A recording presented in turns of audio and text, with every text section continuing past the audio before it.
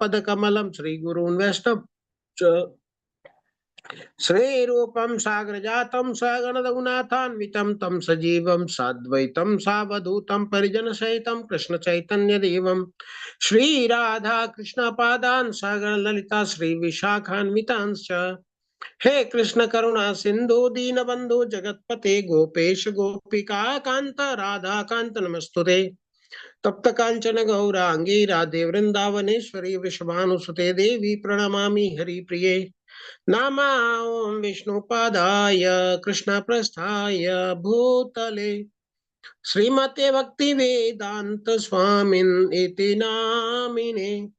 नमस्ते सरस्वते देवे गौरवाणी प्रचारिणे निर्विशेष शून्यवादी पाश्चात्य देशतारिणे।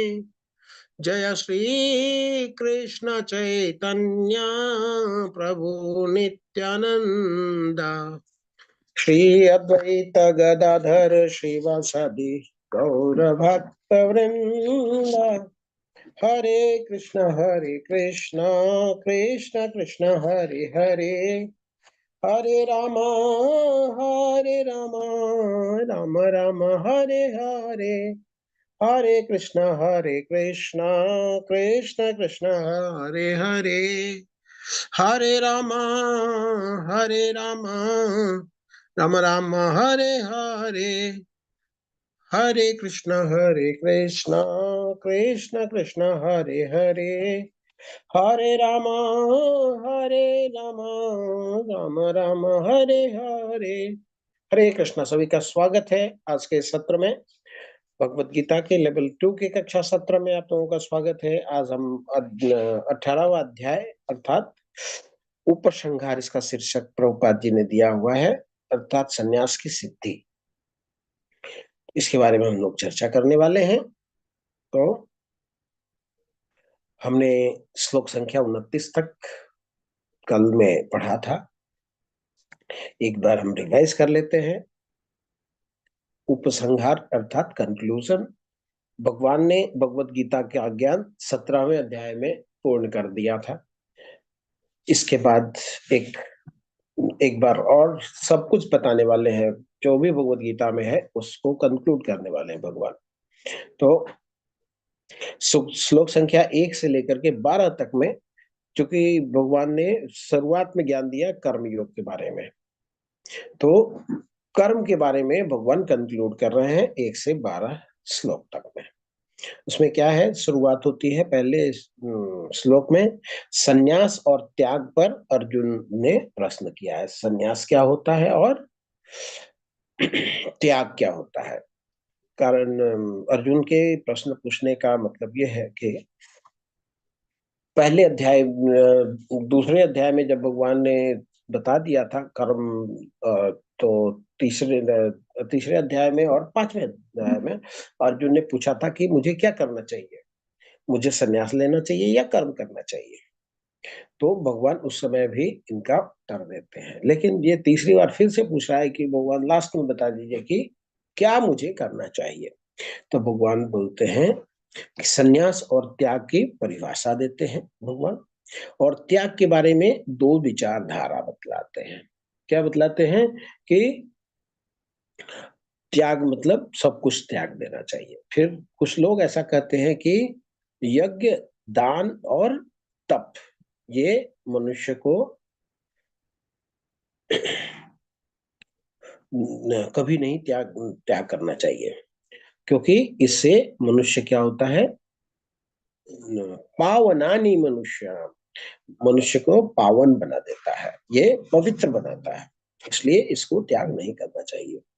तो 2 विचारधारा बोलते हैं कि एक तो लोग बोलते हैं कि कष्ट कारक समझ करके सब काम को त्याग देना चाहिए। दूसरा जो समुदाय के लोग हैं वो बोलते हैं कि यज्ञ, दान और तप के कर्म को कभी भी नहीं त्यागना चाहिए। भगवान बताते हैं कि नहीं, ठीक है, ये नहीं त्यागना चाहिए हमें। इसके बाद परिभाषा में जैसे देते हैं कि सन्यास क्या होता है, सन्यासी कर्म का त्याग करता है, जबकि त्यागी क्या करता है, त्यागी कर्म के फलों का त्याग करता है। जब ऐसा बताया तो भगवान ने तो 3 प्रकार के त्याग, 3 गुण में त्याग के बारे में फिर चर्चा करी भगवान ने 7 से श्लोक संख्या 9 तक में। तो क्या बात करी थी, जो सत्वगुणी त्याग है वो सत्वगुणी त्याग मतलब कि छोड़ता कुछ भी नहीं है और सब में वो फल आसक्ति को छोड़ देता है, कार्य करेगा अपने अपने साथ सब सारे वो नित्य कर्म भी करेगा और काम्य कर्म भी करेगा, लेकिन उसके फल को छोड़ देगा। रजोगुणी जो अपने इंद्रिय तृप्ति के लिए कार्य है उसको तो करेगा और जो उसको कष्ट देने वाला है उसको छोड़ देगा। जैसे माता पिता है उनका त्याग कर देगा, बीवी का त्याग नहीं करेगा। क्यों? उससे उसकी इंद्रिय तृप्ति पुष्ट होती है। और तीसरा जो रजोगुणी है तमोगुणी है वो सबको छोड़ देते हैं। वो न मेरे को माता पिता चाहिए न बीवी चाहिए, वो सबको छोड़ देते हैं। तो ये त्याग तमोगुणी त्याग है। इसके बाद 10 और 12 श्लोक में भगवान बुद्धिमान और सच्चा त्यागी कौन है और त्याग नहीं करने का क्या परिणाम है ये भगवान बताते हैं। इसके बाद ज्ञान की बात होती है। ज्ञान क्या है? ज्ञान 13 से 15 श्लोक में बताते हैं कि जो व्यक्ति कार्य कैसे होता है इसको अगर अच्छी तरह जानता है तो उसको ज्ञानी कहा जाता है। तो 5 कार्य के कारण क्या क्या बताए थे? एक था अधिष्ठान, मतलब क्षेत्र क्षेत्रज्ञ योग में हमने 13वें अध्याय में पढ़ा था कि ये जो शरीर है ये कार्य का क्षेत्र है। तो कोई भी कार्य करने के लिए स्थान का होना जरूरी है।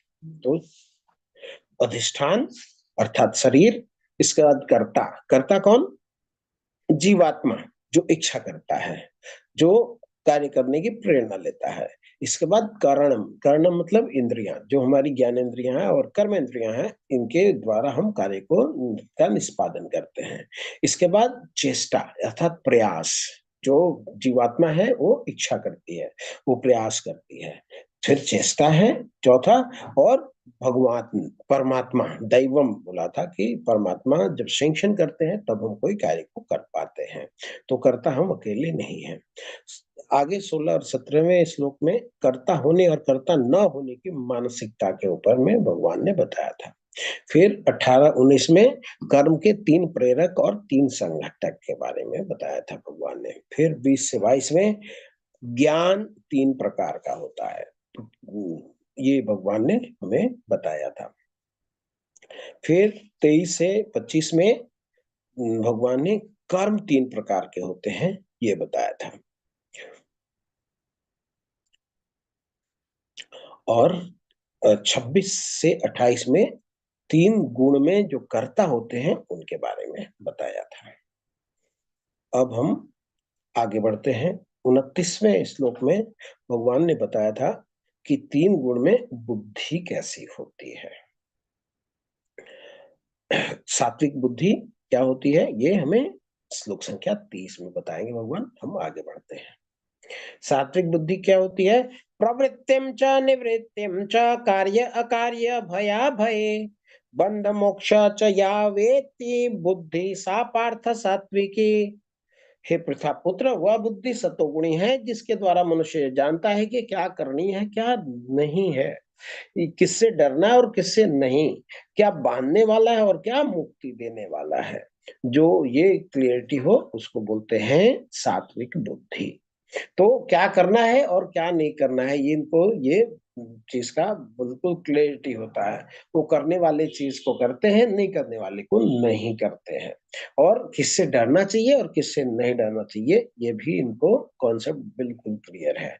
क्या मुक्त करने वाला है और क्या बंधन में डालने वाला है, ये सब जो बुद्धि जानती है उसको बोलते हैं सात्विक बुद्धि।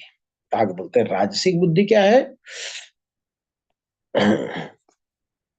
राजसी बुद्धि उसे कहते हैं यया धर्मम अधर्म्यम च कार्यमेव च अयथ अयथावत् प्रजानाति बुद्धि सा पार्थ राजसी। हे प्रथापुत्र, जो बुद्धि धर्म तथा अधर्म, करणीय अकरणीय कर्म में भेद नहीं कर पाती, वह राजसी है। तो राजसी बुद्धि इसको कहते हैं कि जो करने वाला चीज है उसको नहीं कई बार नहीं समझेगा, और नहीं करने वाला चीज है वो करने लग जाएगा। मतलब कभी तो वो शास्त्र में जो है वर्णन किया हुआ उसको अच्छी तरह समझेगा, और कभी वो उल्टी तरह समझेगा। अपना फायदा जिधर में होगा उधर वाला वो कार्य करेगा। जैसे कोई व्यक्ति है, वो प्याज लहसुन नहीं खाता है, लेकिन उसको अगर मान लीजिए कुछ निकृष्ट चीज खाने की इच्छा हुई, तो अंडे की दुकान में जाएगा, बोलेगा कि मेरे को एक अंडा बना दो जिसमें प्याज लहसुन नहीं डालना है। मतलब उसने जहां उसकी इच्छा थी वहां तक तो शास्त्र का माना, इसके बाद उसने शास्त्र को छोड़ दिया। मतलब अपना हित जहां होता है, अपनी जो अपनी इच्छा पूर्ति के लिए वो शास्त्र का आधा तो इस्तेमाल करता है और आधा छोड़ देता है, जिसे बोलते हैं अर्ध कुकुट न्याय। अर्ध कुकुट न्याय क्या बोलते हैं, बचपन में हमने सुना था एक कथा। उसमें एक मुर्गी होती है जो सोने की अंडा देती है। तो सोने का कोई व्यक्ति जिसके पास था वो सोने का अंडा रोज रोज देती थी। तो एक व्यक्ति ने उसको सलाह दिया कि भाई आप लोग मुर्गी रखते हो तो बहुत अच्छा है, ये सोने का अंडा देती है, लेकिन इसमें थोड़ी सी कमी है। तो क्या कमी है? आप सोने का अंडा तो रोज रोज मिल जाता है, लेकिन कुछ धन आपका खर्च हो जाता है। वो दाना रोज के रोज लेके आते हो मुर्गी के लिए। अगर मुर्गी का ये आगे वाला हिस्सा को अगर काट दो, अंडा तो हमें पीछे वाले हिस्से से मिलता है, आगे से तो मिलता नहीं है। तो आगे वाला अगर हिस्सा काट देंगे तो फिर दाना जो फीड करते हैं ना रोज के रोज, वो हमारा बचा करेगा। तो अंडा भी मिल जाया करेगा, और दाना मतलब दाना भी खर्च नहीं होगा। तो उस व्यक्ति को लगा कि हाँ आइडिया तो बहुत अच्छा है, उसने काट दिया बीच से। तो न रही मुर्गे और न रहा अंडा। तो हमें कोई भी चीज को आधा आधा नहीं अपनाना चाहिए। आधा तुमने शास्त्र से ले लिया और आधा अपना मन मर्जी ले लिया। तो रजोड़ में व्यक्ति क्या करता है कि कुछ तो शास्त्र का ले लेता है, कुछ शास्त्र का छोड़ देता है। इसे सादाजसिक बुद्धि कहते हैं। अब तामसी बुद्धि के बारे में भगवान बताते हैं, श्लोक संख्या 32। क्या बोलते हैं?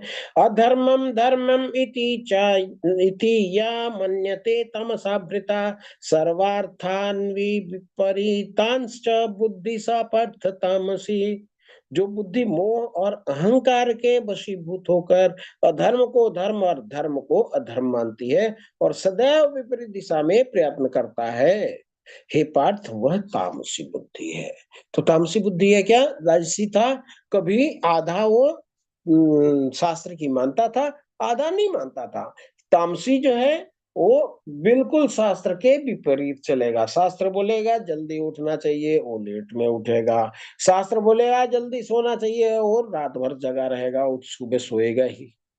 तो जो करने वाला चीज है वो नहीं करेगा, जो नहीं करने वाला चीज है वो खूब करेगा। रावण को जितने लोगों ने समझाया कि भाई जिसको तू हर के लाया है ये जगत जननी है। जगत जननी जो होती है, माता जो होती है, वो इज्जत देने के लिए होती है, वो भोग के लिए नहीं होती। और ये तो उसने उठाया, वो जगत की जननी, जगत की माता है। तो थोड़ा आंख खोल करके देख लो। लेकिन रावण क्या, आंख खोलने को तैयार नहीं, और जो उसको सलाह देता है उससे वो झगड़ा भी कर लेता है। तो ऐसा ही है, कोई व्यक्ति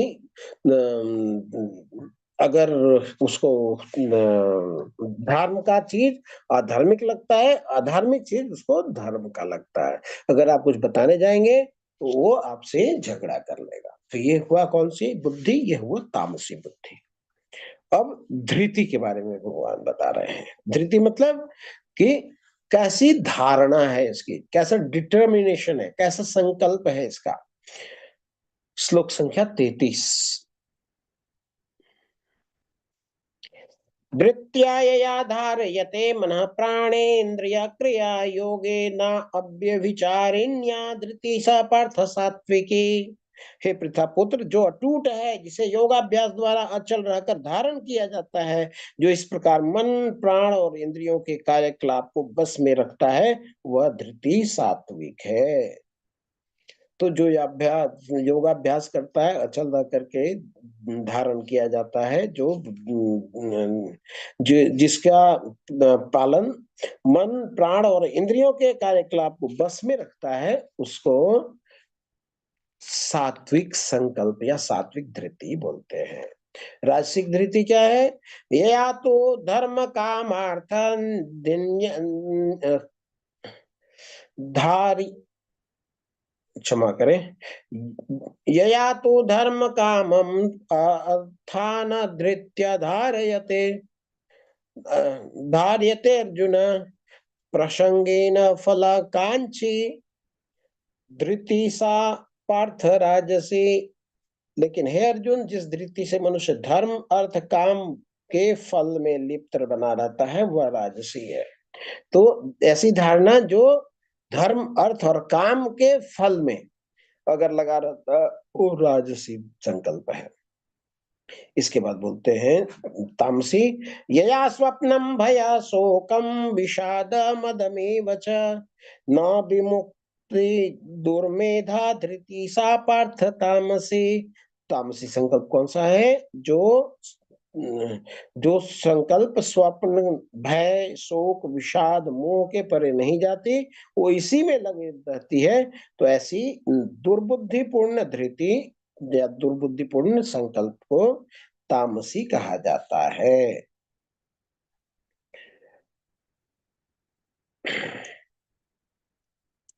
अब भगवान सुख के बारे में बता रहे हैं कि कैसे कैसे सुख होता है।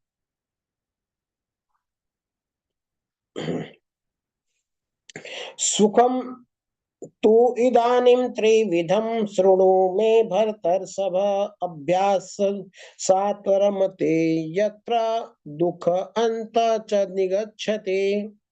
हे भरत श्रेष्ठ, अब मुझे 3 प्रकार के सुख के बारे में सुनो जिनके द्वारा बद्ध जीव भोग करता है और जिसके द्वारा कभी कभी दुखों का अंत हो जाता है। अब 3 प्रकार के सुख के बारे में भगवान बताने वाले हैं। श्लोक संख्या 37।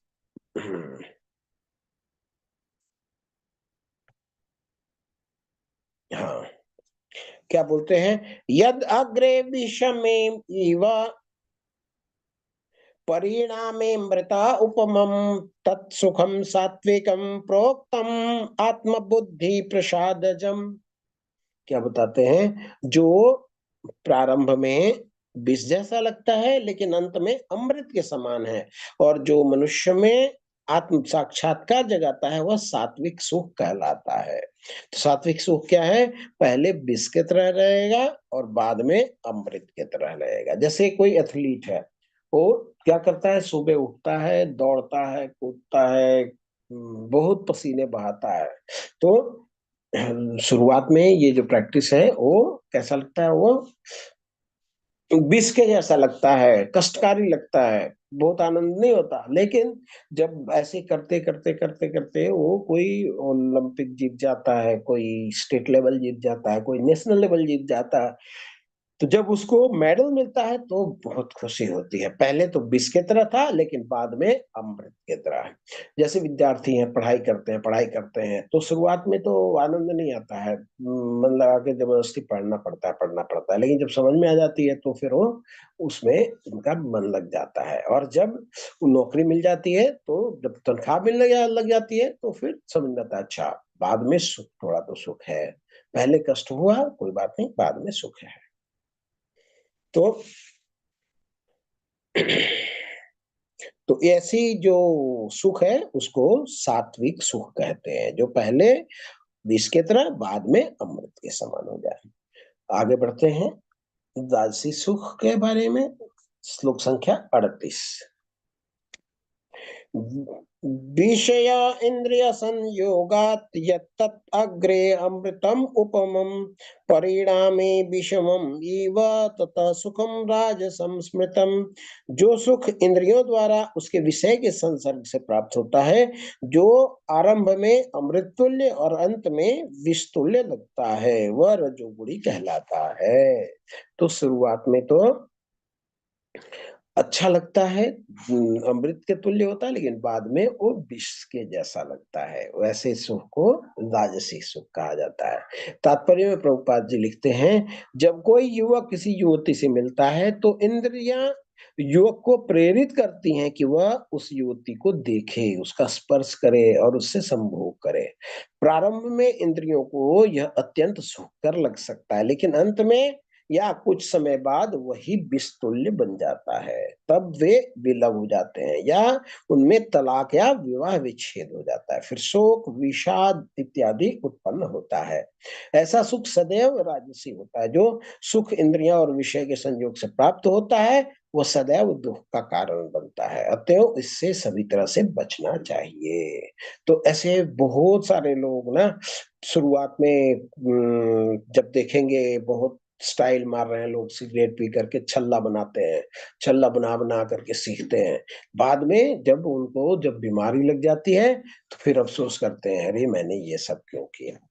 शुरुआत में तो अच्छा लगता है, इसके बाद में वो जब उनको खाने लग जाता है फिर बात समझ में आती है, तब उनके हाथ में ये सब छोड़ना भी बस में नहीं रह जाता।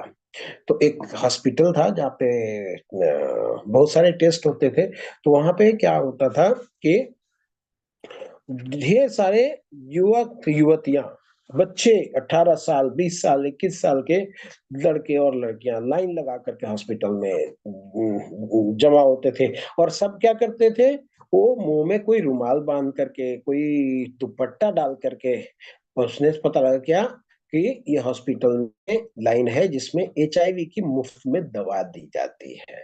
तो ये जो लाइन लगाकर बच्चे हैं, ये सब HIV के पेशेंट हैं। शुरुआत में ये जोश जोश में तो संपर्क कर लिया, बाद में लोग लेके इधर घूम रहे हैं मुंह छुपा करके। क्यों? क्योंकि वो ऐसी बातों को अपने परिवार से भी साझा नहीं कर सकते। तो ऐसे जो सुख है उसको राजसी सुख कहा जाता है। अब तामसी के बारे में भगवान बताते हैं 39 में। यद अग्रे चानुबंधे च सुखम मोहनमात्मना निद्रालस्य प्रमादोस्तम उदाहृतम। तथा जो सुख आत्म साक्षात्कार के प्रति अंधा है, वो कुछ जानने का प्रयास तो करेगा नहीं है, पट्टी बांध करके रहता है। जो प्रारंभ से लेकर के अंत तक मोहकारक है, जो निद्रा, आलस्य और मोह से उत्पन्न होता है, वह तामसी कहलाता है। ऐसे शराब के बहुत सारे लत लगे हुए लोग होते हैं, क्या करते हैं बताते हैं, शराब पीने के बाद तो वो कोई मीठा नहीं लगता, बहुत ज्यादा कड़वा लगता है। कुछ कुछ डाल करके पीते हैं, कुछ कुछ उसके साथ खाते रहते हैं, तभी कंज्यूम कर पाते हैं। अदरवाइज आराम से तो नहीं खा सकते, नहीं पी सकते। और पीने के बाद क्या होता है, फिर लुढ़के होते हैं, कहीं रास्ते में गिरे होते हैं, कहीं नाले में गिरे होते हैं, कहीं कुछ भी गिरे होते हैं। तो ये तामसिक सुख क्या है, वो पहले भी विष के जैसा होता है और बाद में भी विष जैसा ही होता है। तो शुरू में भी विष और बाद में भी विष, उसको तामसिक। पहले विष के तरह, बाद में अमृत के तरह वो सात्विक। पहले अमृत के तरह, बाद में विष की तरह वो राजसिक। ये तीन तरह के सुख के बारे में भगवान ने बताया है। आगे भगवान बताते हैं कि गुण गुण के बारे में बताते हैं। श्लोक संख्या 41 देखेंगे हम।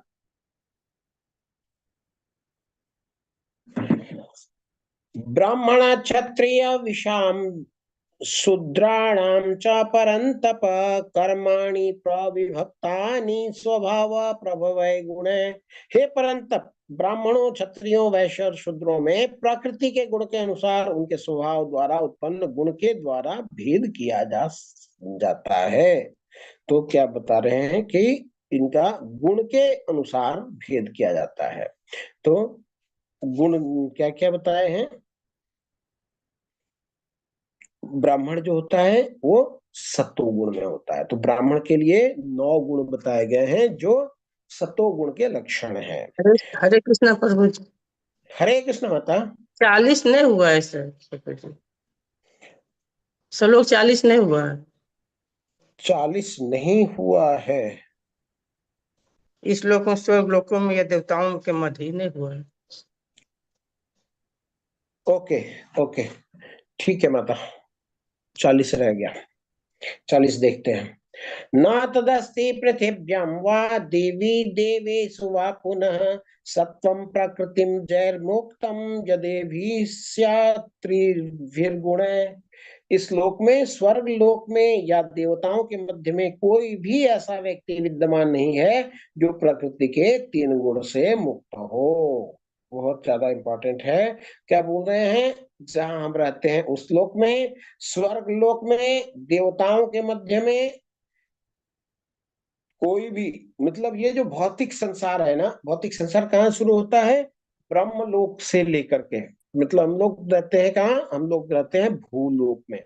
इसके ऊपर में भूवर लोक है, भूवर लोक के ऊपर में स्वर्ग लोक है, स्वर्ग लोक के ऊपर में महर लोक है, महर लोक के ऊपर में तप लोक है, तप लोक के ऊपर में ब्रह्म लोक है। वहां ये 7 लोक ऊपर के और 7 लोक नीचे के। अतल, बीतल, सूतल, तलातल और पाताल। तो ये 6, पृथ्वी 7 और 7 ऊपर के, ये 14 लोक जो हैं वो सारे ब्रह्मांड के अंदर आते हैं। और ये पूरा जो ब्रह्मांड है ना, वो तीनों गुण से ही आच्छादित है। तो बता रहे हैं कि पृथ्वी लोक, स्वर्ग लोक, देवताओं के मध्य में कोई भी ऐसा व्यक्ति विद्यमान नहीं है जो प्रकृति के 3 गुण से मुक्त हो। तो सारे लोग गुण से के अंदर ही है। अब कौन क्या गुण है इन तीनों गुणों के अंदर में, उसके बारे में बताते हैं। क्या बोलते हैं कि स्वभाव के द्वारा उत्पन्न गुण के द्वारा भेद किया जाता है ब्राह्मण, क्षत्रिय, वैश्य और शूद्र की प्रकृति को। तो ब्राह्मण जो होता है वो सतोगुण में होता है, क्षत्रिय जो है वो रजोगुण में होता है, वैश्य जो है वो रजोगुण और तमोगुण का मिश्रण होता है, और जो शूद्र होते हैं वो मात्र तमोगुण के अभिभूत होते हैं। तो अब ब्राह्मण के गुण के बारे में बता रहे हैं, कौन कौन से गुण है ब्राह्मण के? शमो दमो तप शौचम शांति आर्जवम एव च ज्ञान विज्ञानम आस्तिक्यम ब्रह्म कर्म स्वभावजम।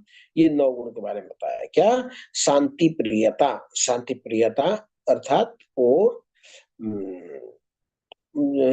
भीड़ भाड़ होड़ हल्ला में जाना पसंद नहीं करता है, अध्ययन करता है, वो शांति से रहना चाहता है। शांति प्रियता, आत्म संयम, तपस्या, पवित्रता, सहिष्णुता, सत्यनिष्ठा, ज्ञान विज्ञान और धार्मिकता, ये सारे स्वाभाविक गुण हैं जिनके द्वारा ब्राह्मण कर्म करते हैं। 7 गुण बताए हैं क्षत्रियों के, 2 कम है इसमें। क्या है? शौर्य तेजो धृतिर्दाक्ष्यम युद्धे च अपलायनम दानम ईश्वर भावश्च छत्र कर्म स्वभावजम। तो क्या बोलते हैं? वीरता, शक्ति, संकल्प, दक्षता, दुर्य में युद्ध में धैर्य, उदारता तथा नेतृत्व, ये क्षत्रियों के स्वाभाविक गुण हैं। अब बता रहे हैं वैश्य और शूद्र के। 3 गुण बताते हैं वैश्य के और 1 गुण बताते हैं शूद्र का। क्या बोलते हैं? कृषि गौरक्ष वाणिज्यम वैश्य कर्म स्वभावजम परिचर्यात्मकम कर्म शूद्र स्वपि स्वभावजम। कृषि करना अर्थात उन किसान वाला काम करना, और धन, ये अन्न उपजाना, ये वैश्य का कर्म है। गो रक्षा, गो पालन करना, ये वैश्य का काम है। और व्यापार, वाणिज्य या फिर ट्रेडिंग, यहाँ का सामान उठा करके वहां बेचना, वहां से प्रॉफिट लेना, जहां से सस्ता है उठाना, जहां महंगा है वहां बेचना। तो ये किसका है काम? ये है वैश्य कर्म स्वभावजम, ये वैश्य के कर्म है। और सूर्य के परिचर्यात्मकम कर्म शूद्रास्वपि स्वभावजम, शूद्र का कर्म श्रम और अन्यों की सेवा करना है, वो मेहनत करना शूद्रों का कर्म है।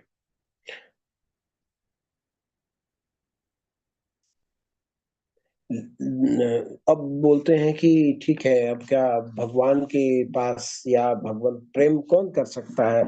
सिर्फ ब्राह्मण ही कर सकता है, सत्वगुण में कर सकता है, और लोग नहीं कर सकते। तो भगवान जवाब देते हैं श्लोक संख्या 45 में। 45 में क्या बोलते हैं भगवान?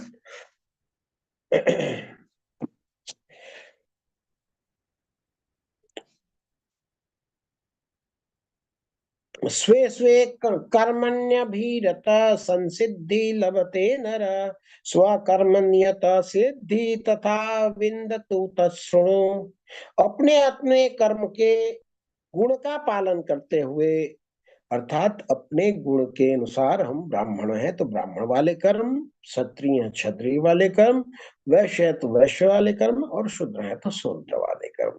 ये भागा भागी की बात नहीं कर रहे हैं, जो भी कर्म है अपने अपने कर्म के गुणों का पालन करते हुए प्रत्येक व्यक्ति सिद्ध हो सकता है। अब तुम मुझसे सुनो, वह किस प्रकार किया जा सकता है, वो कैसे कर्म करे जिससे वो शुद्ध हो सके। श्लोक संख्या 46 में, यत्ता प्रवृत्ति भूतानाम येन सर्वम इदं ततं स्वकर्मणा तमभ्यस्य सिद्धि विन्दति मानवा। जो सभी प्राणियों का उद्गम है और अंशव्यापी सर्वव्यापी है, उस भगवान की उपासना करके मनुष्य अपना कर्म करते हुए पूर्णता प्राप्त कर सकता है। अगर किसी को पूर्णता प्राप्त करनी है, सिद्धि विन्दति मानवा, तो वो क्या करे? स्वकर्मणा तमभ्यश्चर्य, अर्थात वो निष्क्रिय कर्म योग में लगे और वर्ण के अनुसार कर्म करे, और फिर फल जो है वो भगवान को सौंप दे, तो वो भक्ति में फटाफट आ सकता है। आगे भगवान बताते हैं 47 श्लोक में, श्रेयान स्वधर्मो विगुणा पर धर्मा अनुतिष्ठितात् स्वभाव नियतम कर्म कुर्वन्नाप्नोति किल्बिषम्। अपने वृत्ति पर कार्य को करना, चाहे वह कितना ही त्रुटिपूर्ण ढंग से क्यों न किया जाए, अन्य किसी के कार्य को स्वीकार करने और अच्छी तरीके से करने में की अपेक्षा अधिक श्रेष्ठ है। अपने स्वभाव के अनुसार निर्दिष्ट कर्म कभी भी पाप से प्रभावित नहीं होते। तो अपने वृत्ति पूर्वक परक कार्य को करना चाहिए, चाहे वो त्रुटिपूर्ण ही क्यों ना हो। दूसरे का कार्य नहीं करना चाहिए। जैसे बंदर का कार्य है पेड़ पर चढ़ने की, उसको मछली वाला कार्य करने का प्रयास नहीं करना चाहिए, नदी में जाकर के मैं तो तैरूंगा, फिर वो सक्सेस नहीं हो पाएगा। तो हमारी जो वृत्ति है, जैसे हमारी क्षमता है, जैसे हमारे गुण हैं, जैसे कर्म है हमारे, उस हिसाब से ही कर्मों का चयन करना चाहिए।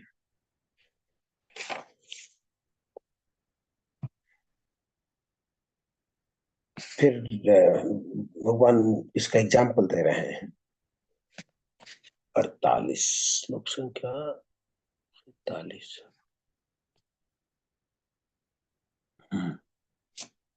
सहजम कर्म कौन्तेय सदोषमपि न त्यजेत् सर्वारंभ ही दोषेण धूमेनाग्नि निरावृता। प्रत्येक उद्योग, सारे काम, सारे प्रयास किसी ना किसी दोष से आवृत होता है। जिस प्रकार अग्नि धुएं से आवृत होता है, अतएव हे कुंती पुत्र, मनुष्य को चाहिए कि स्वभाव से उत्पन्न कर्म को भले ही वह दोषपूर्ण क्यों न हो, कभी त्यागे नहीं। ऐसा नहीं कि आग हम नहीं जलाएंगे, क्यों? आग जलाने से धुआं होता है, पर धुआं होता है, आपको अग्नि भी मिलती है, आप कार्य भी तो कर सकते हैं। तो हर काम में कुछ ना कुछ दोष होते हैं, तो हमें हर काम को ऐसे नहीं त्याग देना चाहिए कि इसमें तो ये दोष है। तो अग्नि जलाते हैं तो दोष क्या है? धुआं होता है। तो धुआं को देख करके अग्नि जलाना कोई बंद नहीं कर देगा।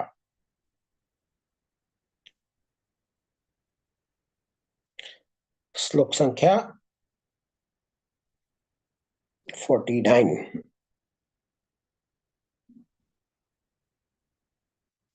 असक्त बुद्धि सर्वत्र जितात्मा विगत स्पृह नैष्कर्म्य सिद्धि परमं सन्यासी नाधिगच्छति। जो आत्म संयमी तथा अनासक्त है, जो समस्त भौतिक भोग की परवाह नहीं करता, संन्यास के अभ्यास द्वारा कर्म फल से मुक्ति की सर्वोच्च सिद्धि अवस्था प्राप्त कर सकता है। तात्पर्य में प्रभुपाद जी बता रहे हैं, मनुष्य सदा अपने को परमेश्वर का अंश मानकर यह सोचे कि उसे अपने कार्य के फल को भोगने का कोई अधिकार नहीं है। जो व्यक्ति कृष्ण भावनामृत में स्थित होकर कर्म करता है वही वास्तव में सन्यासी है। भौतिक वस्तु के लिए आसक्त नहीं होता, वह भगवान की सेवा में प्राप्त दिव्य सुख से परे किसी भी वस्तु में आनंद लेने का आदि नहीं होता। वह बिना संन्यास ग्रहण किए ही यह सिद्धि प्राप्त कर लेता है। यह मनुदशा योगारूढ़ या योग की सिद्ध अवस्था कहलाती है। श्लोक संख्या 50। सिद्धि प्राप्त यथा ब्रह्मा तथाप्नोति निबोध में समासी नैव कौन्तेय निष्ठा ज्ञान से या परा। हे कुंती पुत्र, जिस तरह इस सिद्धि को प्राप्त कर हुआ व्यक्ति परम सिद्धावस्था अर्थात ब्रह्म को, जो सर्वोच्च ज्ञान की अवस्था है, प्राप्त करता है, उसका मैं संक्षेप में वर्णन तुमसे करूंगा। तो कैसे करते हैं उसके बारे में भगवान बताते हैं 51 से 53 श्लोक में।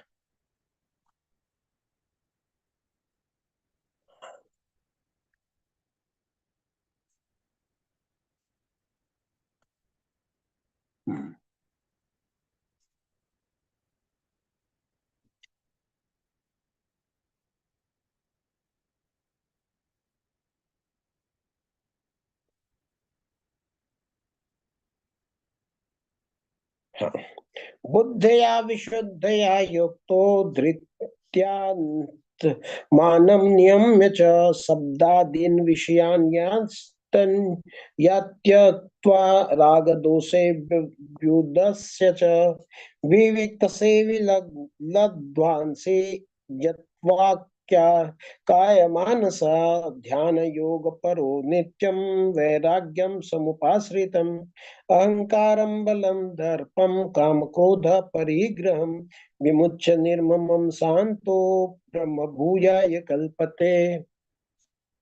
क्या बोल रहे हैं, अपनी बुद्धि से शुद्ध होकर धैर्य पूर्वक मन को वश में करते हुए इंद्रिय तृप्ति के विषय का त्याग करके राग द्वेष से मुक्त होकर जो व्यक्ति एकांत स्थान में वास करता है, जो थोड़ा खाता है, जो अपने शरीर मन और वाणी को वश में रखता है, जो सदैव समाधि में रहता है तथा पूर्णतया विरक्त, मिथ्या अहंकार, मिथ्या शक्ति, मिथ्या गर्व, काम क्रोध भौतिक वस्तुओं के संग्रह से मुक्त है, जो मिथ्या स्वामित्व की भावना से रहित तथा शांत है, वह निश्चय ही आत्म साक्षात्कार के पद को प्राप्त होता है। तो ये आत्म साक्षात्कार के पद के लिए ये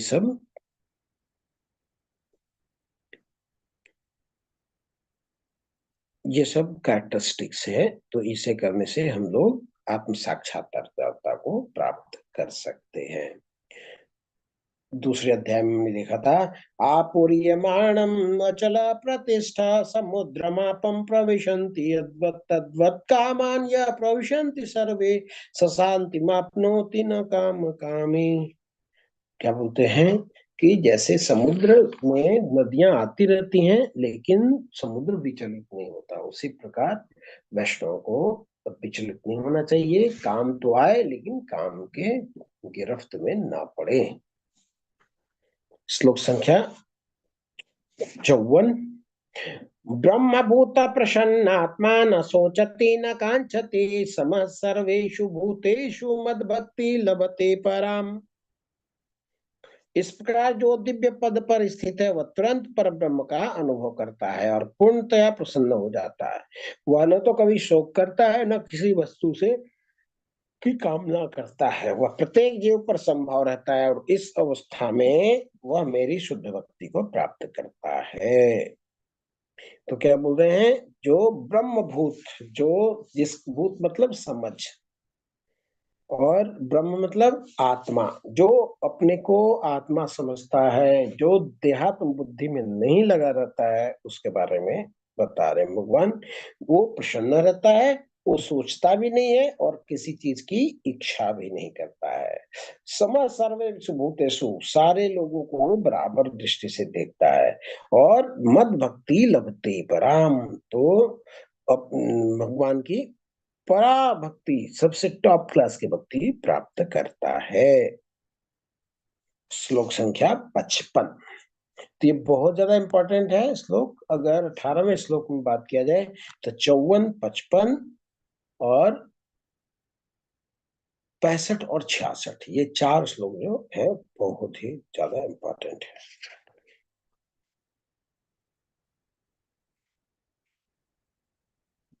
हम्म।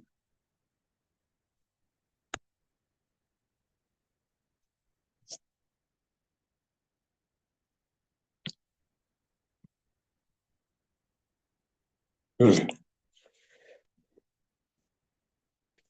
तो जैसे किसी को अगर जानना है तो क्या करना पड़ेगा, उससे प्रेम करना पड़ेगा। तब जब उसके साथ हमारा अब उठना बैठना, एक दूसरे को जानकारी हो जाएगी, तब हम प्रश्न पूछेंगे तो जवाब देगा, अदरवाइज वो इंटरेस्ट नहीं लेगा। 55 श्लोक देखते हैं। भक्त्या माम अभिजानाति यावञ्च अस्मि तत्त्वतः ततो माम तत्त्वतो ज्ञात्वा विशते तद अनंतरम। केवल भक्ति से मुझ भगवान को यथारूप में जाना जा सकता है। जब मनुष्य ऐसे भक्ति से जुड़े पूरे पूर्ण भावनामृत में होता है तो वह वैकुंठ जगत में प्रवेश कर सकता है।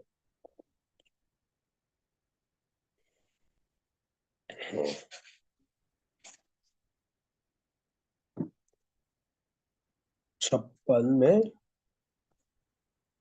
सर्वकर्माण्यपि सदा कुर्वाणो मदुपाश्रय मत्प्रसादाद् प्रोन्ति दिवान प्रोति शाश्वतम पदम अव्ययम। मेरा शुद्ध भक्त मेरे संरक्षण में समस्त प्रकार के कार्यों में संलग्न रहकर भी मेरी कृपा से नित्यता अविनाशी धाम को प्राप्त होता है। उदाहरण के लिए हनुमान जी, प्रहलाद महाराज। श्लोक संख्या 57। चेतसा सर्वकर्माणि मयि सन्न्यस्य मत्परा बुद्धिर्योगम उपाश्रित्य मच्चित्त सततम भव। सारे कार्यों के लिए मुझ पर निर्भर रहो, मेरे संरक्षण में सदा कर्म करो, ऐसी भक्ति में मेरे प्रति पूर्णतया सचेत रहो।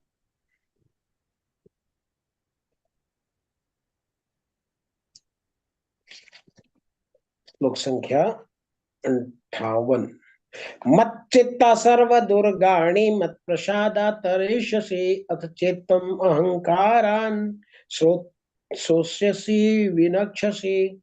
यदि तुम मुझसे भावना भावित होगे तो मेरी कृपा से तुम बद्ध जीवन के सारे अवरोधों को लांघ जाओगे। लेकिन यदि तुम मिथ्या अहंकारवश ऐसी चेतना में कर्म नहीं करोगे और मेरी बात नहीं सुनोगे तो तुम विनष्ट हो जाओगे। यह भगवान ने बहुत क्लियर अपना इंस्ट्रक्शन दे दिया है।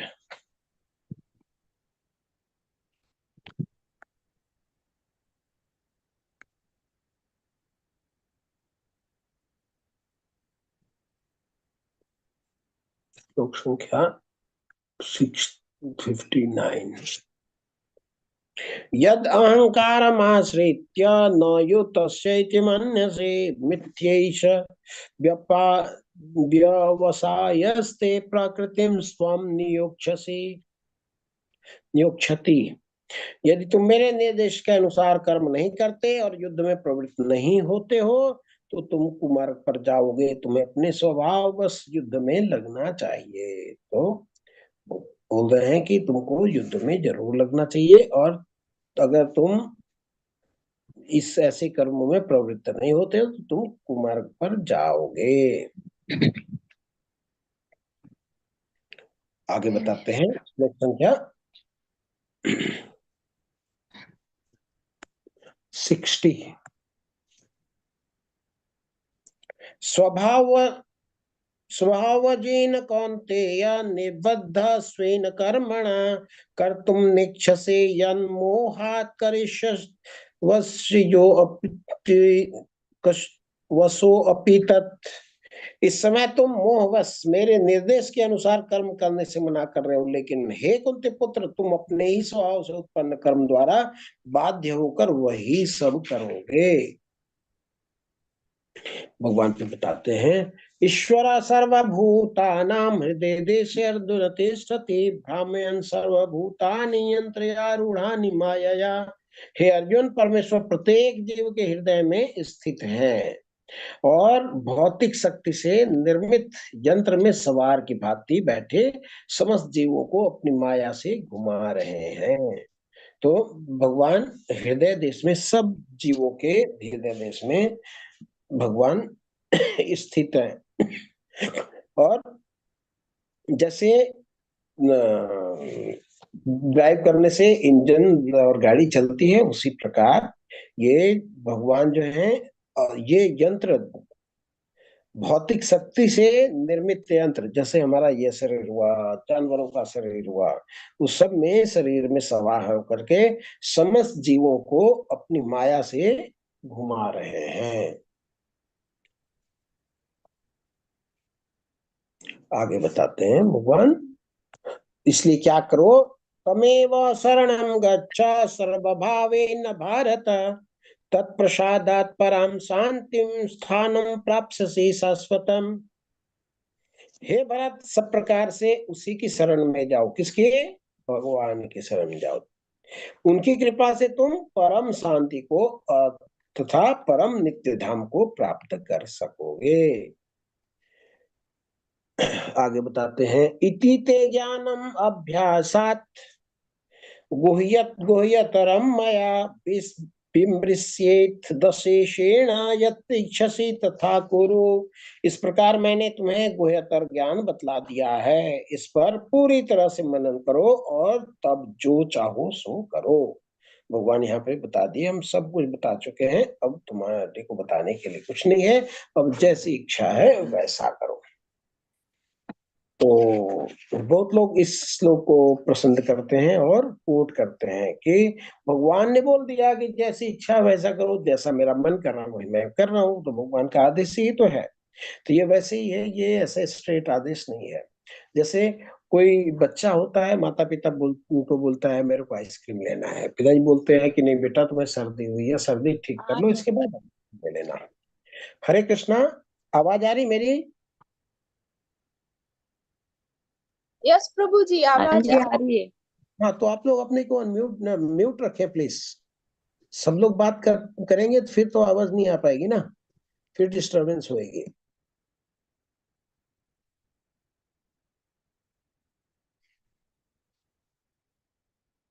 ओके।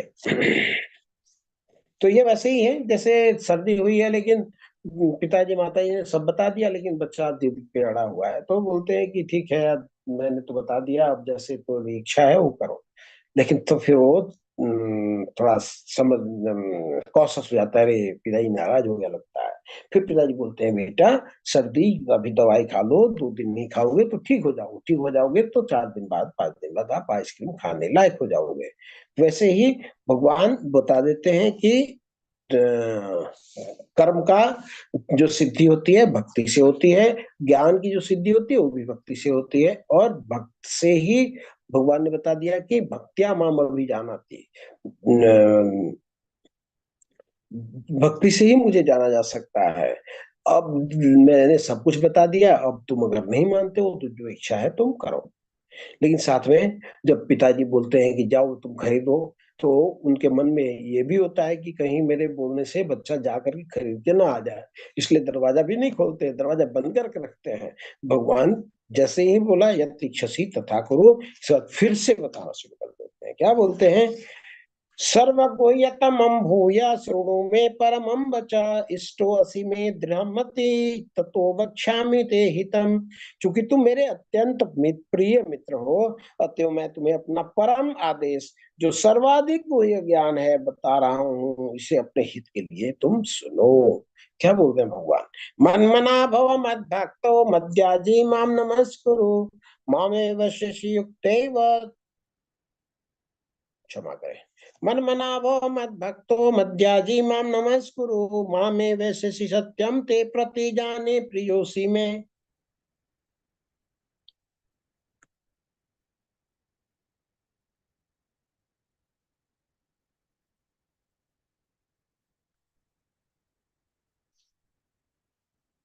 क्या बोल रहे हैं? मन मना भव, मेरे को मन दे दो, मद भक्तो, मेरे भक्त बनो, मद्याजी, मेरी पूजा करो, माम नमस्कुरु, मेरे को नमस्कार करो, माम एव शशि, तुम मेरे पास आओगे, सत्यम ते, मैं सच बोल रहा हूं, प्रति जाने, मैं प्रतिज्ञा करता हूं, प्रियोसी में, तुम मेरे प्रिय हो, सदैव मेरा चिंतन करो, मेरे भक्त बनो, मेरी पूजा करो, मुझे नमस्कार करो, इस प्रकार तुम निश्चित रूप से मेरे पास आओगे, मैं तुम्हें वचन देता हूँ, क्योंकि तुम मेरे परम प्रिय मित्र हो। तो जो भगवान के आदेश का पालन करता है भगवान का परम प्रिय मित्र होता है। तो ये सिर्फ अर्जुन के लिए नहीं बता रहे भगवान, ये हमारे लिए बता रहे हैं। तो हमारे अंदर अर्जुन वाली योग्यता हासिल करनी पड़ेगी, तब हम भी भगवान के परम प्रिय मित्र हो सकते हैं। फिर भगवान क्या बोलते हैं? सर्वधर्मान परित्यज्य माम एकम शरणम भज अहम त्वाम सर्व पापेभ्यो मोक्षयिष्यामि मा शुच। क्या बोल रहे हैं? सारे धर्मों का परित्याग कर दो, समस्त प्रकार के धर्म का परित्याग करो, मेरी शरण में आओ, मैं समस्त पापों से तुम्हारा उद्धार कर दूंगा, डरो मत। भगवान क्या बोल रहे हैं कि तुम जितने भी धर्म है, क्या धर्म, आप जहाँ के रहने वाले हो वहां पे नागरिक का धर्म, पुत्र का धर्म, पिता का धर्म, विद्यार्थी का धर्म, हाउस होल्डर का धर्म, अपने माता पिता के प्रति जिम्मेवारी, ये सब जितनी कुछ है, जितने भी धर्म है, उनका तुम परित्याग कर दो, तुम सिर्फ मेरे शरण में आ जाओ। तो कहने का अर्थ है कैसा नहीं कि सबसे रिश्ता तोड़ दो, सबको भगवान के साथ संबंधित होकर के देखो, भगवान से जुड़ा हुआ देखना पसंद का प्रयास करो, समस्त प्रकार के धर्म का परित्याग करो, मेरी शरण में आ जाओ, मैं समस्त पापों से तुम्हारा उद्धार कर दूंगा, डरो मत। भगवान इनको एश्योरेंस दे देते हैं। तो यहाँ पे भगवत गीता पूर्ण होता है। साथ में भगवान कुछ प्रिकॉशन देते हैं कि ये जो मैंने ज्ञान दिया है वो किसको देना है, किसको नहीं देना है, भगवान इसके बारे में बताते हैं। इदम ते न तपस्कायम न भक्ताय कदाचन न चाश्रुषवे वाच्यम न च मम योऽभ्यसूयते। यह ज्ञान उसको कभी भी ना बता जाए, न जो संयमी है, न एकनिष्ठ है, न भक्ति में रत है, न उसे जो मुझसे द्वेष करता है, जो भगवान से द्वेष करता है उसको नहीं बताया जाए, जो संयम नहीं रखता है, जो एकनिष्ठ नहीं है, जो भक्ति में रत नहीं है, उसको भगवत गीता का ज्ञान नहीं देना चाहिए। आगे भगवान बोलते हैं, या इदम परमम गुह्यम मद्भक्ते स्वभिधास्यति भक्तिमयी पराम कृत्वा मयमिवस्यसि असंशया।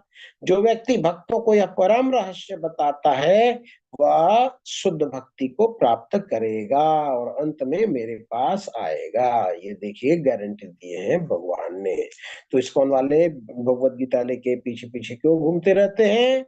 वो इसी का पालन करते हैं। तो ये इतने एनएनडी प्रभु जी ने इतने लाख लोगों को फ्री में भगवत गीता क्यों सिखाई है?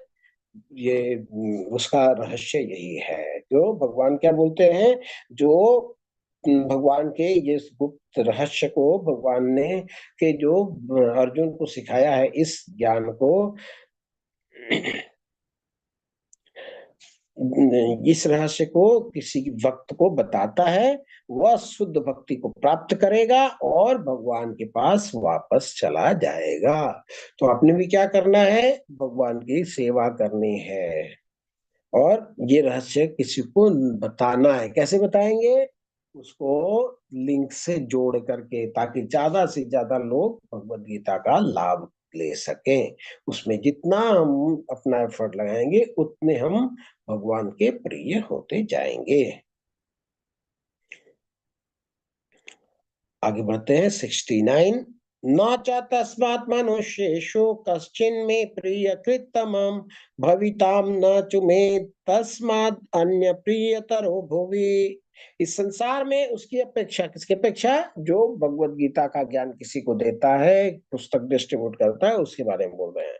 उसकी अपेक्षा अन्य सेवक न तो मुझे अधिक प्रिय है और न कभी होगा। तो भगवान का जो प्रचार करता है, भगवान उससे बहुत प्रसन्न होते हैं। आगे बोलते हैं अध्यस्येते च इमं धर्म्यं संवादम इद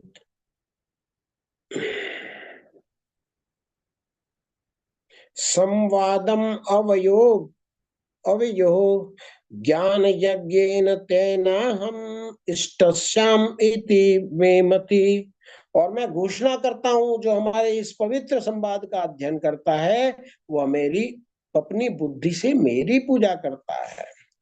आगे बोलते हैं श्रद्धावान अनसूयश्च शृणुयादपि यो नर सो अपि मुक्तम शुभान लोकान प्राप्नुयान पुण्य कर्मणाम। जो श्रद्धा समेत तथा द्वेष रहित होकर इसे सुनता है, ये जो श्रुति फल दे रहे हैं, जो सुनने वाला है उसके बारे में बोल रहे हैं। हालांकि हम लोग सब लोग ही सुन रहे हैं, तो खाली भगवान है। जो श्रद्धा समेत और द्वेष रहित होकर के इसे सुनता है, सारे पापों से मुक्त हो जाता है और उन शुभ लोकों को प्राप्त होता है जहाँ पुण्यात्माएं निवास करती हैं। तो पापों से मुक्त हो जाता है। तो हमारे कष्ट का कारण क्या है? पाप है। जब पाप से मुक्त हो जाएंगे तो कष्ट से भी मुक्त हो जाना क्वाइट ऑब्वियस है। आगे बताते हैं केचिदेत श्रुता पार्थ त्यैकाग्रेण चेतसा कश्चित् ज्ञानं सम्मोह प्रणश्यस्य धनंजय। हे पृथापुत्र, हे धनंजय, क्या तुमने इस शास्त्र को एकाग्र चित्र होकर के सुना है? क्या अब तुम्हारा अज्ञान और मोह दूर हो गया है? भगवान पूछ रहे हैं कि तुमने ध्यान से सुना है कि नहीं? एकाग्र चित्त होकर के तुम्हारा अज्ञान और मोह खत्म हुआ है नहीं हुआ? अगर नहीं हुआ तो बताओ। फिर से 18 अध्याय की भगवत गीता प्रारंभ करने वाले हैं। 18 अध्याय की भगवत गीता 18 दिन में तो नहीं दिया, भगवान ने 1-1.5 घंटे में दे दिया था। और पूछ रहे हैं कि अगर नहीं समझ में आए तो फिर से पढ़ना शुरू करते हैं, बताना शुरू करते हैं। अर्जुन क्या बोलता है, अर्जुन का रिएक्शन क्या है, देखते हैं। नष्टो मोहा स्मृतिर्लब्ध्वा।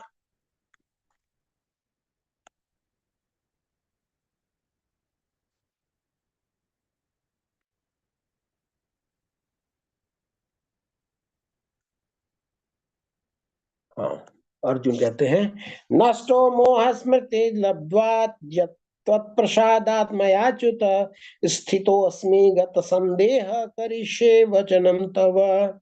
जिसको भगवान की वाणी भगवत गीता समझ में आएगी उसका रिएक्शन यही होगा।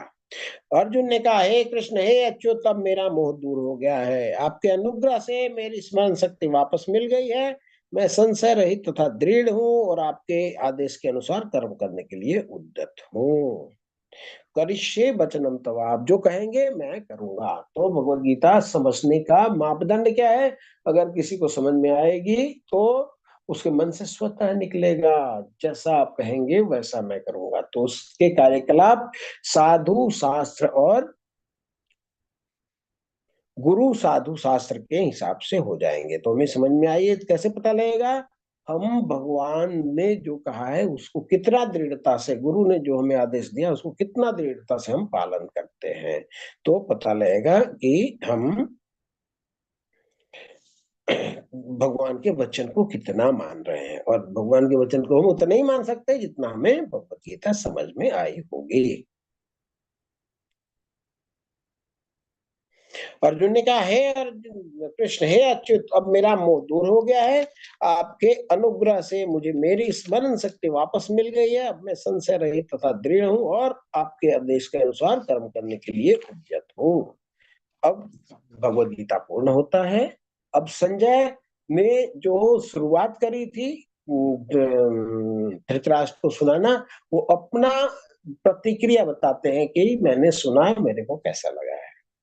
संजय उवाच इत्याह वासुदेवस्य पार्थस्य च महात्मना संवाद इमं श्रोष्यद्भुतम रोमहर्षण।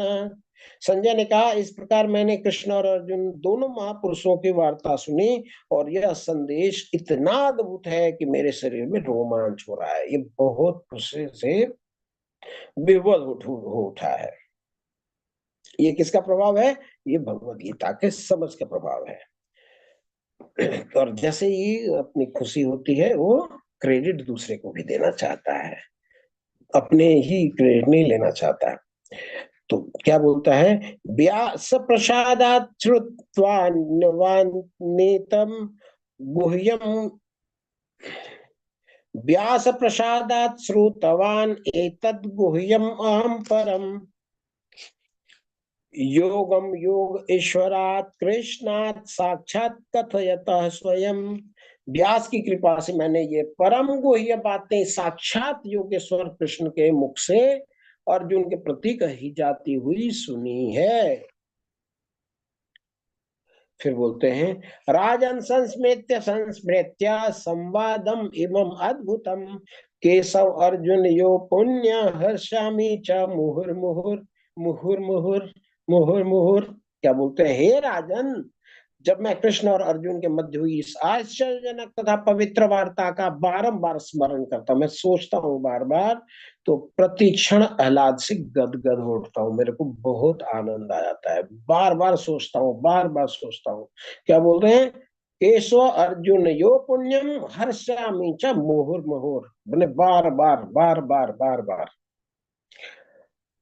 फिर बोलते हैं, तच्च संस्मृत्य संस्मृत्य रूपम अद्भुतम हरे विस्मयो में महान राजन हर्षामि च पुनः पुनः पुनः पुनः। इनको हर्ष होती है, खुशी होती है, बार बार खुशी होती है। हे राजन, भगवान कृष्ण के अद्भुत रूप का स्मरण करते ही मैं अधिकाधिक आश्चर्यचकित होता हूँ और पुनः पुनः हर्षित होना चाहता हूँ। मुझे लगता है कि हर्षित होता ही रहूं, होता ही रहूं, होता ही रहूं। लास्ट में बोलते हैं, यत्र योगेश्वर कृष्णो यत्र पार्थ धनुर्धरा तत्र श्री विजयर्भूति ध्रुवा नीतिर्मतिर्मम। जहाँ योगेश्वर कृष्ण है, जहाँ परम धनुर्धर अर्जुन है, वहीं ऐश्वर्य, विजय, अलौकिक शक्ति और नीति भी निश्चित रूप से रहती है। ऐसा मेरा मत है, अर्थात संजय का मत है। तो संजय ये बोल करके कंक्लूड कर देते हैं। तो भगवत गीता का पहला अक्षर क्या है? कोई देखेगा पहला अक्षर क्या है? पहला श्लोक कोई बताएंगे? धर्म क्षेत्रे। हाँ नहीं, धृतराष्ट्र धर्म क्षेत्रे गुरु जी। प्रभु जी, धर्म क्षेत्रे कुरुक्षेत्रे संवेदा युष्वा मामका पांडवास किम कुर्वत संजय। बहुत सुंदर, ये हुआ श्लोक। इसके पहले क्या है? इसके पहले प्रस्तावना है। अच्छा, धृतराष्ट्र, धृतराष्ट्र शुरू करता है। हाँ। ठीक है, तो पहला अक्षर हुआ, पहला शब्द हुआ धृतराष्ट्र, और पहला अक्षर क्या हुआ? ध। ध।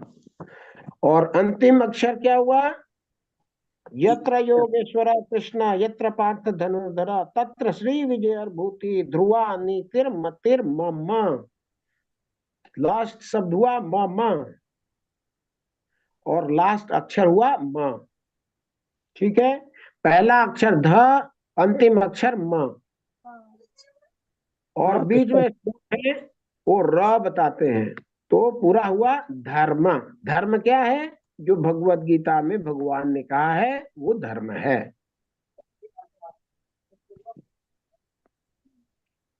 तो हमें इसका बहुत दृढ़ता से समझना है, पालन करना है।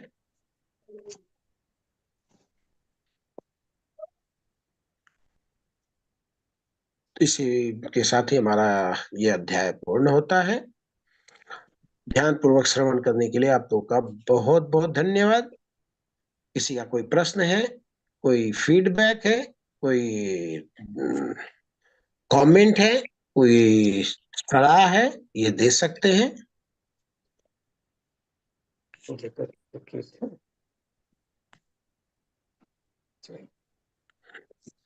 कृष्णा कृष्णा कृष्णा हरे हरे, हरे राम राम राम हरे हरे।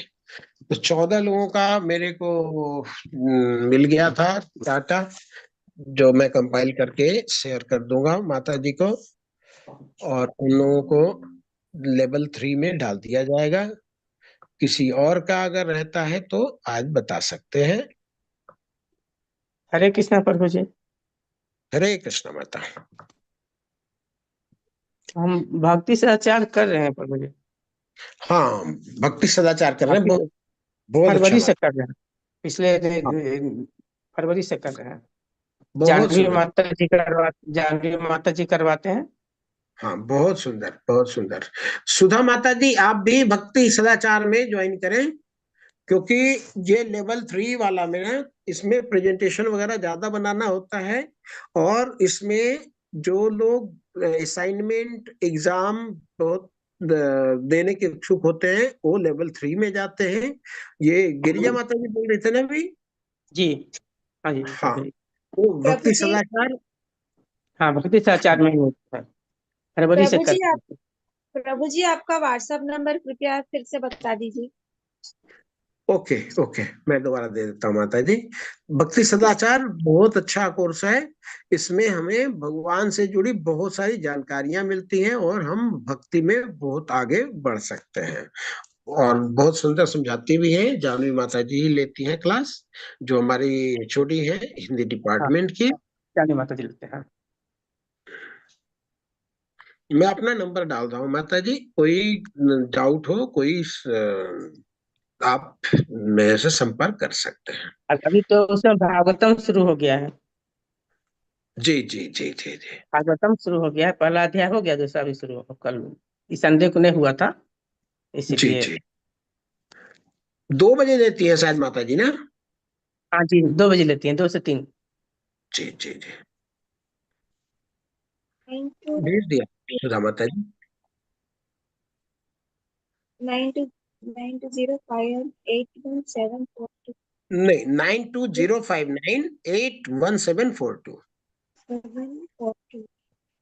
इस पर आईडी नंबर सब भेज देते हैं प्रभु जी आपको। हाँ, भेज सकते हैं माता जी। आपने भेजना है नाम, मेल आईडी, अपना व्हाट्सएप नंबर, और कौन सा नाम टाइमिंग आपको। हाँ, नाम, जी, इसको mail ID, WhatsApp number, phone number, WhatsApp और नंबर फोन हाँ, और आपने देना है कि कौन सा समय आपको सूट करता है। Number time. हाँ, टाइम 6 ठीक बजे है 8 बजे या 3 बजे। ठीक है माता। तो इसमें क्या होगा, उसमें लेवल 3 में लेवल प्रभु 3 जी? में माता जी फिर से आपको 3 शास्त्र पढ़ाए जाएंगे। उपदेशामृत, भक्ति रसामृत सिंधु, और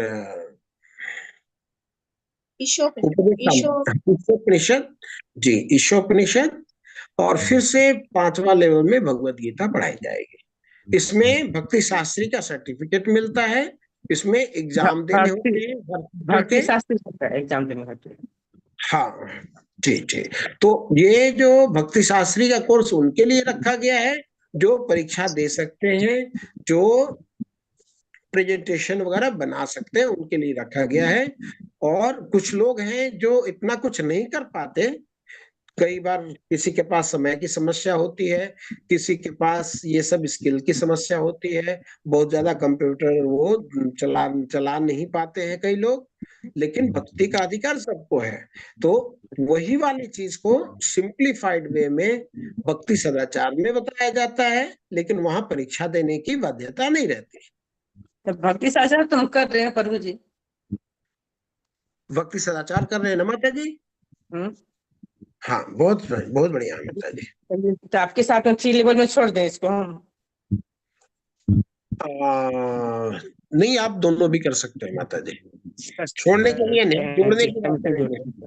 हाँ, तो इसमें छोड़ने की इसमें बात नहीं इसमें टाइम क्या रहेगा? करते। इसमें टाइम क्या रहेगा, देख लेते हैं, ठीक हो गया, हम देख लेते हैं, ठीक भेज देते हैं लिंक अपना। जी जी जी जी।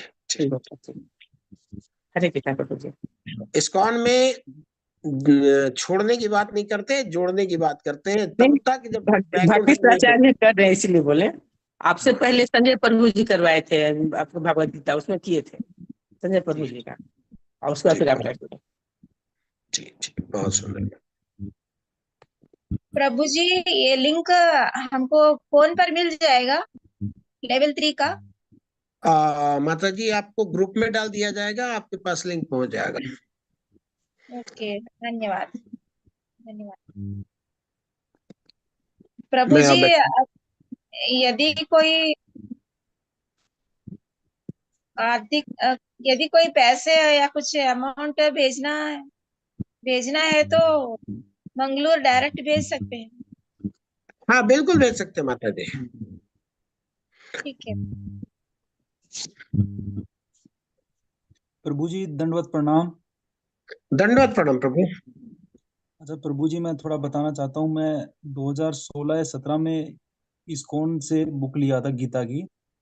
जी 2 बार मैंने पढ़ा भी, पर अभी जैसे आपने समझाया, जितना मतलब इतना कभी समझा ही नहीं था उसको, जितना इतने अच्छी तरह से एक्सप्लेनेशन आपने दिया है, उदाहरण सहित, मतलब काफी चीजें क्लियर हुई है अभी, जो कि पहले हुई नहीं थी कभी। तो आपका बहुत ही मतलब धन्यवाद इसके लिए प्रभु जी। और प्रभु जी जो हमने यहीं से लिया है वही आपको दिया है, मेरी इसमें अपनी कोई योग्यता है नहीं।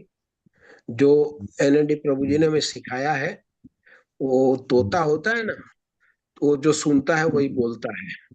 तो वैसे ही प्रभुपाद जी के शब्दों का बार बार उच्चारण इसलिए करते हैं कि हमें भी समझ में आ जाए।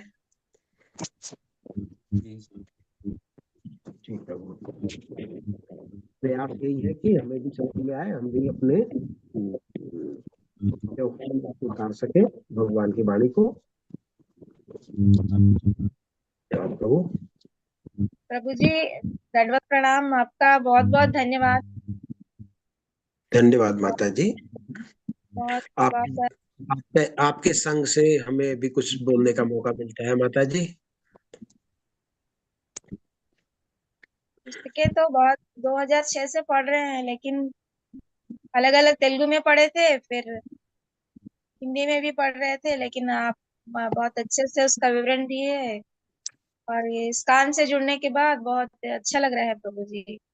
जी जी जी माता जी, हमें भी बहुत अच्छा लग रहा है माता जी। ऐसे बहुत हमने भी यहीं से सीखा माता जी, यहीं से लेवल 1, यहीं से लेवल 2 किया। बचपन में इच्छा होती थी, भगवत गीता हाथ में उठाते थे, समझ में कुछ नहीं आती थी, वैसे ही जैसे था वैसे ही रख दिया करते थे।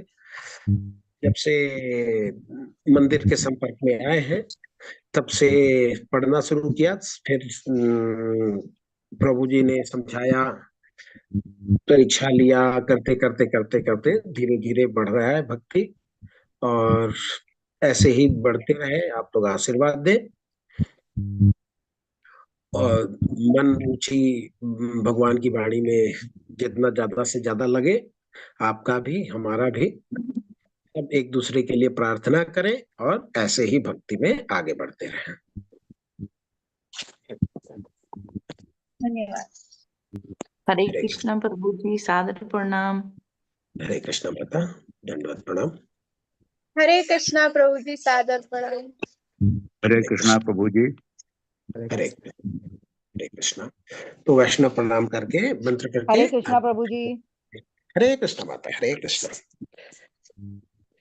वाञ्छाकल्पतरुभ्यश्च कृपासिन्धुभ्यैव च पतितानां पावनेभ्यो वैष्णवेभ्यो नमो नमः। कोटि वैष्णव की जय, श्रील प्रभुपाद की जय, भगवान की वाणी भगवद गीता की जय, आप सब भक्तों की जय।